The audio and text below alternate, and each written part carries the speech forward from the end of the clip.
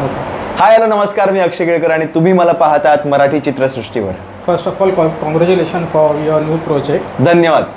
बऱ्याच दिवसांनी तू टेलिव्हिजनवर दिसणार आहे.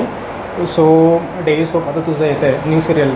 काय एक्साइटमेंट आहे, काय सांगशील? खूप जास्त एक्सायटेड आहे. आफ्टर ढोलकी मी कलर्स मराठीवर पुन्हा दिसतोय आणि खूप भारी आहे. कॉन्सेप्ट खूप कमाल आहे. काम करताना खूप मजा येते, त्यामुळे बघताना सुद्धा तितकीच मजा येणार याची खात्री आहे.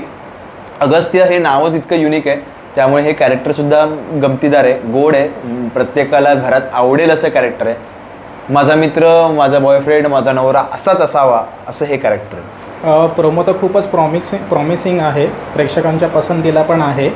याबद्दल आणि सिरियलबद्दलची स्टोरी कशी आहे याबद्दल काय थोडक्यात सांगशील? सिरियलमध्ये फॅमिली इमोशन्स आहेत, ड्रामा आहे, प्रेम आहे, मैत्री आहे, अशा बऱ्याच गोष्टी आहेत. त्यामुळे एक गोष्ट मोठी आहे.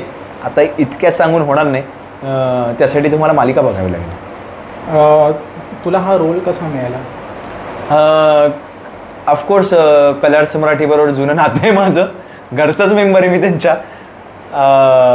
बिग बॉस, नीमा, ढोलकी, त्यानंतर ही सिरियल विचारली आणि विचारला मी लगेच हो म्हटलं, कारण माझा त्यांच्यावर प्रचंड विश्वास आहे. त्यामुळे बिग बॉस मराठी 5वा सीझन येतो आहे. रितेश सर होस्टिंग करणार आहेत, त्यांच्याबद्दल काय सांगशील थोडक्यात? खूप एक्सायटेड आहे मी हे होस्टिंग पाहण्यासाठी किंवा सीझन 5 पाहण्यासाठी.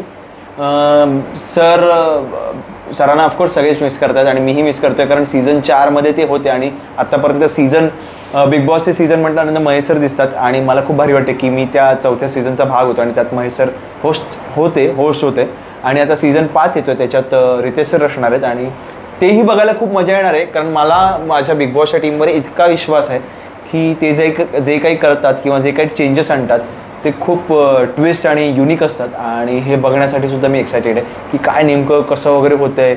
मला खात्री आहे की रितेश सर सोपणार आहेत. बिग बॉस सीझन 4चा तू विनर होतास.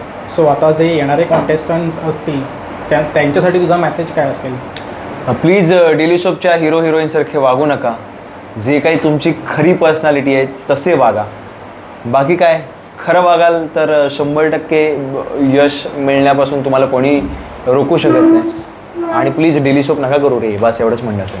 फायनली ऑडियन्सला काय सांगशील? प्लीज मराठी माझी पहिली मालिका आहे, त्यावर भरभरून प्रेम द्या. अबीर गुलाल रात्री 8:30 वाजता फक्त आपल्या कलर्स मराठीवर येते आणि असंच प्रेम करत राहा.